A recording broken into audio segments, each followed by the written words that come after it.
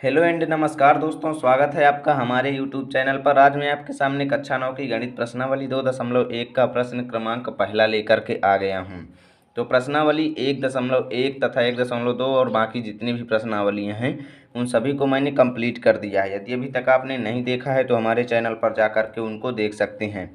अब आइए आज का ये प्रश्न शुरू करते हैं। शुरू करने से पहले यदि आप हमारे चैनल पर नए हैं तो चैनल को सब्सक्राइब कर लीजिए, क्योंकि रोज़ाना इसी प्रकार का वीडियो हमारे चैनल पर अपलोड होता रहता है। और वीडियो को लाइक कर दीजिए। अब चलिए प्रश्न को पढ़ लेते हैं और उसके बाद इसको हल करना प्रारंभ करते हैं। तो प्रश्न कहता है, निम्नलिखित व्यंजकों में कौन कौन एक चर में बहुपद हैं और कौन कौन नहीं है। कारण के साथ अपने उत्तर दीजिए। यानी कि यहाँ पर जो 5 दिए गए हैं हमको, इनमें देखना है कि कौन कौन एक चर में बहुपद है तथा कौन कौन नहीं है। ठीक, तो कौन कौन एक चर में बहुपद क्या होता है, इन सभी के ऊपर मैंने एक स्पेशल वीडियो, इंट्रोडक्शन वाला वीडियो बना दिया है। लिंक डिस्क्रिप्शन में है, बस जाइए क्लिक कीजिए, देखिए उसको। और देखिए उसमें मैंने बताया है कि ये रूट का क्या मतलब होता है।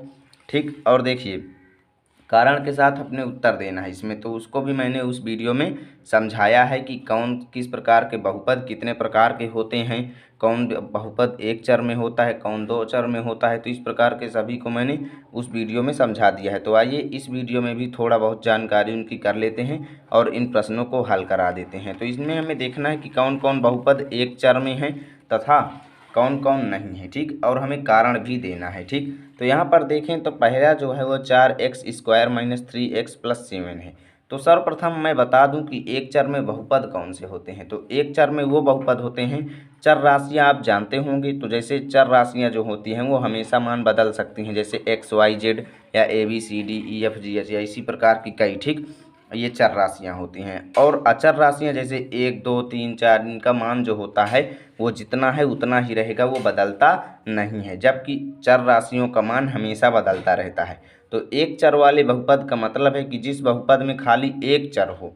यानी कि यहाँ पर देखें तो x है तो x ही रहे पूरे बहुपद में, और y आ जाएगा तो वो दो चर वाला बहुपद हो जाएगा। यहाँ पर भी देखें तो एक ही चर है, यहाँ पर भी एक ही चर है, यहाँ पर भी एक, और यहाँ पर देखें तो 3 अलग अलग हैं। तो ये एक चर वाला तो हो ही नहीं सकता है। ठीक, इसको तो बिना किसी संदेह के हम कह सकते हैं कि ये एक चर वाला नहीं है।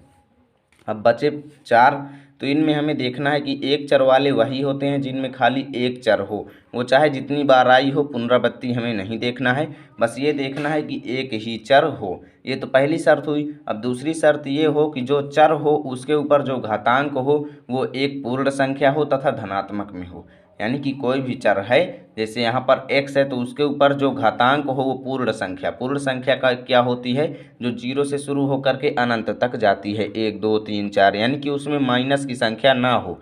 यदि यहाँ पर ये 2 की जगह पर -2 हो जाए तो ये फिर एक चर वाला बहुपद नहीं रह जाएगा। ठीक, तो यही हमको देखना है। तो आइए मैंने आपको बता दिया कि क्या क्या शर्त होनी चाहिए एक चर वाले बहुपदों के लिए। ठीक, और हाँ, यदि बहुपद की जो चर है उसके ऊपर घात जो है यदि ऋणात्मक हो जाए या फिर भिन्न की घात हो जाए, जैसे 2/3, 1/2 या 3/4, इस प्रकार की घात हो जाए, तो वो फिर एक चर वाला बहुपद नहीं रह जाएगा। ठीक, एक चर वाले बहुपद में केवल घात जो होगी वो पूर्ण संख्या होगी। ये सब मैंने इंट्रोडक्शन वाले वीडियो में पहले से ही समझाया था, फिर भी बताना जरूरी था। ठीक, अब पहला प्रश्न देखिए, 4x² - 3x+7। अब यहाँ पर देखें तो x जो है यहाँ पर है और यहाँ पर भी है, यानी कि चर तो एक ही है, पुनरावृत्ति चाहे जितनी बार हुई हो। ठीक, तो यहाँ पर 2 बार x आया है, लेकिन यहाँ पर देखें तो x के ऊपर जो घात है वो 2 की लगी हुई है, यानी कि एक पूर्ण संख्या घात है। यदि ये -2 होता तो हम इसे एक चर वाला बहुपद नहीं बनाते। ठीक, तो यहाँ पर हमें छांटना है कि कौन कौन एक चर वाले बहुपद हैं, कौन कौन नहीं है, कारण भी देना है। तो पहला लिख लेते हैं 4x² - 3x+7। तो ये एक चर वाला बहुपद है क्योंकि इसके ऊपर जो घात है वो धनात्मक संख्या है और पूर्ण संख्या भी है। ठीक, तो ये इसको लिख देते हैं, यह एक चर वाला एक चर वाला बहुपद है।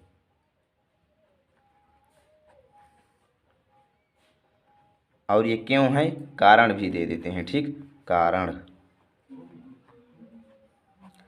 कारण जो है इसका ये है कि पूरे बहुपद में एक ही चर है, पूरे बहुपद में एक ही चर है। ठीक, और दूसरा कारण क्या है कि घातांक जो है, घातांक पूर्ण संख्या है। घातांक जो है वो पूर्ण संख्या है। ठीक, तो इस प्रकार ये हमारा हल हुआ। दूसरा प्रश्न है Y square plus root two. ठीक, दूसरा है Y square plus root two. ठीक, यहाँ पर देखें तो y का स्क्वायर है, तो y के ऊपर तो पूर्ण संख्या घात बनी हुई है, और यहाँ पर देखें तो ये रूट टू है। ठीक, तो इसको भी समझ लेते हैं।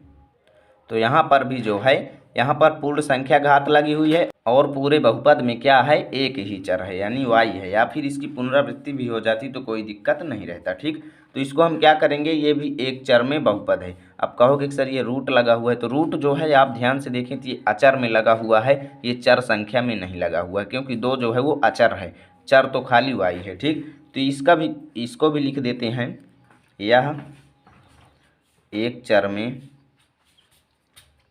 चर में बहुपद है। अब कारण इसमें से हम ऊपर वाला लिख देंगे जो हमने पहले प्रश्न में लिखा है। ठीक, तो कारण इसका यही है कि पूरे बहुपद में एक ही चर है तथा घातांक जो है पूर्ण संख्या है। तो कारण है यह एक चर में बहुपद है तथा पूरे बहुपद में देखिए यहाँ पर एक ही चर है। ठीक, और दूसरा कारण है घातांक पूर्ण संख्या है।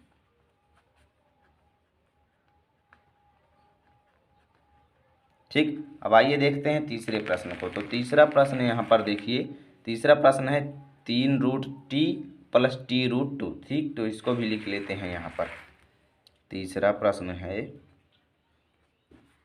3√t plus t√2। ठीक, अब इसको आप ध्यान से देखें तो यहाँ पर जो ये वर्गमूल का चिन्ह लगा हुआ है, ये टी के ऊपर लगा हुआ है। तो जो वर्गमूल का चिन्ह होता है इसका मतलब होता है 1/2। ठीक, तो अब ये 1/2 जो घात लगी हुई है ये टी के ऊपर लगी हुई है। वर्गमूल का मतलब समझ लीजिएगा, हमेशा वर्गमूल किसी भी संख्या पर लगा हो तो इसका मतलब यही है कि उस संख्या के ऊपर 1/2 की घात है। जैसे 16 के ऊपर 1/2 की घात लग जाए तो फिर इसका मतलब है कि हमें 16 का वर्गमूल निकालना है, ये समझ लीजिएगा। ठीक, तो यहाँ पर टी के ऊपर जो है वर्गमूल की घात है, इसका मतलब 1/2 की घात इसके ऊपर लगी हुई है। तो जब टी के ऊपर 1/2 की घात लग गई जो कि एक भिन्न हो गया, तो जब भिन्न घात में हो, पूर्ण संख्या नहीं है, तब ये क्या होगा, बहुपद नहीं होगा। ठीक, तो इसको लिख देते हैं, यह एक चर में बहुपद नहीं है, यह एक चर में बहुपद नहीं है। ठीक, अब इसका कारण क्या है, कारण लिख देते हैं कि घातांक जो है, घातांक भिन्न है, घातांक जो है यहाँ पर वो भिन्न है। ठीक, अब आइए चौथे प्रश्न को भी देख लेते हैं। तो चौथा प्रश्न जो है इसका, चौथा प्रश्न है y + 2/y। ठीक, तो इसको भी यहाँ पर मैं लिख लेता हूँ। चौथा प्रश्न है y + 2/y। अब देखिए इसको सिंपली बदल देंगे, ध्यान से देखते जाइए। y + 2/y है तो y के ऊपर कोई भी घात नहीं है, इसका मतलब 1 का घात यहाँ पर है। ठीक, लेकिन इस 2/y को पहले चेंज करते हैं, तो y को y ही रख देते हैं और प्लस, और जब ये 2/y को हम इसका बटा वो करेंगे, पलटेंगे, तो क्या होगा, 2 का y के साथ मल्टीप्लाई हो जाएगा, 2y हो जाएगा, और जो इसके y के ऊपर जो प्लस की घात है ये माइनस में हो जाएगी, तो ये 2y - 1 जो है ये इस प्रकार हो जाएगा, y + 2y - 1। तो यहाँ पर देखें तो घातांक जो है वो ऋणात्मक हो गई है, इसलिए ये क्या होगा, एक चर में बहुपद नहीं होगा। ठीक, एक चर में बहुपद नहीं है। अब कारण आप जान चुके हैं कि घातांक जो है वो ऋणात्मक है। ठीक, कारण क्या है कि घातांक ऋणात्मक है, घातांक किसका, ऋणात्मक है। ठीक, अब आइए लास्ट प्रश्न को भी देख लेते हैं। तो लास्ट प्रश्न जो है यहाँ पर लास्ट प्रश्न में तो हमें कुछ लिखने की ज़रूरत ही नहीं है, इसको यहीं पर समझा देता हूँ। लास्ट प्रश्न है x की घात 10 प्लस y की घात 3 प्लस t की घात 50। तो यहाँ पर देखें तो क्या है कि एक चर इसमें है ही नहीं, ठीक।